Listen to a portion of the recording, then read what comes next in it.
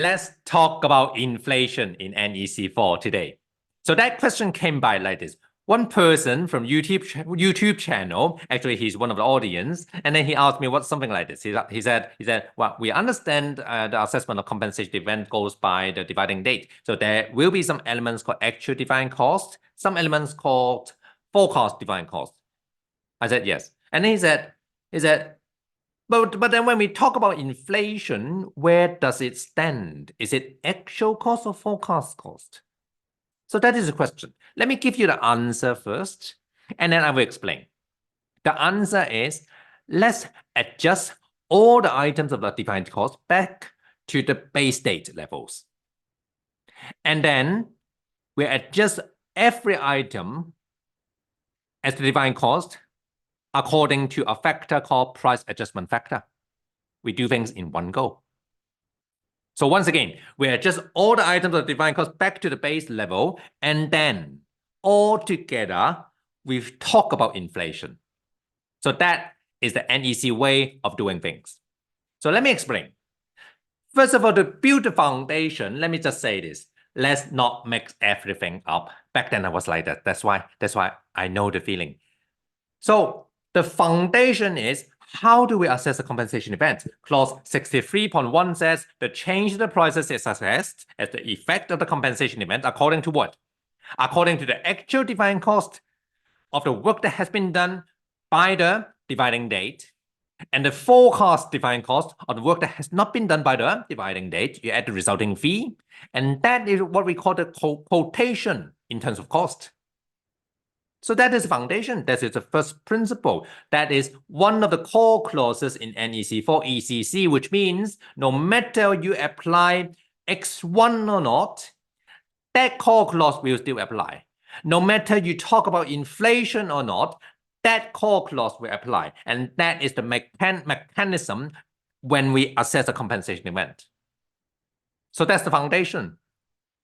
Now, inflation kicks in now. If we think about this, what is inflation? Inflation is just a name.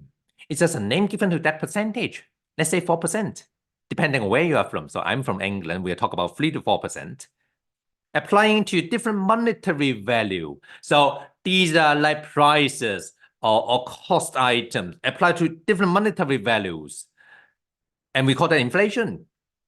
If it is actual defined cost, then apply that percentage. If it is forecast defined cost, then apply to that percentage. Apply that percentage to that value. If we go a step further, NEC says, if we really go to the documents talking about defined cost, we hit a problem. Why? Because defined cost depends on different options. For option A and B, you go to short schedule of cost components. For option C and D, you go to schedule of cost component. If we go to these two documents, let's say we go to people rates. People rates. What are people rates? Those are the rates that we are going to pay to the people under the contract. Those are the rates listed in the contract data, which means what? Which means those are the rates listed in the contract data at the start of the contract before the inflation, the factor of inflation kicks in for the years to come. So those are for people. Same for equipment. You get a certain rate or certain amount or certain value in the contract data. How about design? How about manufacture? How about plant and materials? Now, those items, you tend not to have a rate in the contract data, which means what? Which means the contractor is going to show you the rate in the application or in the quotation, should I say. And those are what we call the current value of money. Which means, in some sense, inflation has already kicked in. And then we hit a problem. Some items under defined cost, under the contract, is under base value or base date levels. For some other items like design, manufacture, plant and materials, those are current value of money. Then we cannot compare them like this because they're just different based on different dates. We need to adjust that back to a certain reference point. That reference point can be any date, but NEC says, let's make that reference point the base date. So that is step one. Step two, NEC says, now everything is At the same reference point now, let's consider inflation in one go for all the defined cost items. So that is step 2. And that is how we understand inflation secondary option X1 in NEC4. Back to the question, where does it stand? Is it actual cost or forecast cost? The answer is both. Because no matter whether you apply X1 or not, let's say you apply X1, clause 63.1 will still apply. There will still be actual cost, defined cost, and forecast defined cost. And by the way, let me clarify, not all costs are defined cost. That's why it's wrong to say actual cost. It's actual defined cost and forecast defined cost. You apply X1 on top of clause 63.1. And that is the principle. Let me show you the contract to make sure or to hopefully increase the understanding of this clause. X1.5 is the secondary option X1 that we are talking about. X1.5, let's go right in. There are 2 bullet points here. Basically, here it says for people and equipment, you go back to base date levels. Why? Because those are the rates in the contract data anyway. So they have to be in the base date levels. For other amounts, you see the second bullet point here for other amounts. So let's adjust that back to the base date levels in order for them to be at the same reference point before we apply that price adjustment factor.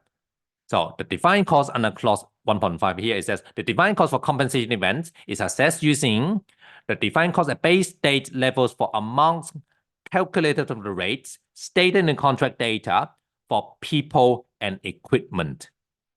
So that's point 1. Point 2 here is that for other amounts, you see the last 3 words here, for other amounts. What do we do? For other amounts, the defined cost current dividing date used in assessing compensation event adjusted to the base date by applying a certain formula. So that is point 2. What it does here is to move everything back to the reference point. And then depending on options, if it is option A and B, then X1.3 we apply. So you apply the price adjustment to the price for work done to date. So that's X1.3. If it is option C and D, then you apply the price adjustment to the total of the prices. So that's option C and D. Why? Because for option C and D, we talk about the target, which is total of the prices when we talk about assessment of compensation event. So that is how we understand inflation and the adjustment of different defined costs under NEC4. Now, some of you may be a little bit interested on how this formula PAF over 1 plus PAF come by.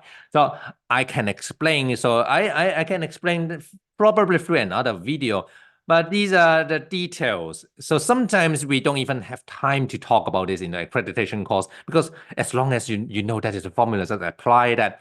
But I can show you, I can prove you through some mathematical calculations, and then I can explain how that formula PAF over 1 plus PAF comes by. If you are interested, just let me know. I probably will do another video for that in order for me not to make this video too long. Do you understand all this? I hope you understand all this. If you do not understand, feel free to ask me further questions. Some of you may have got my email, some of you may have got my LinkedIn. So I always, it's almost my hobby now to answer questions on LinkedIn or on emails. So I'm happy to do some. I hope this is helpful for you. I will make more videos for the time to come. Thank you very much.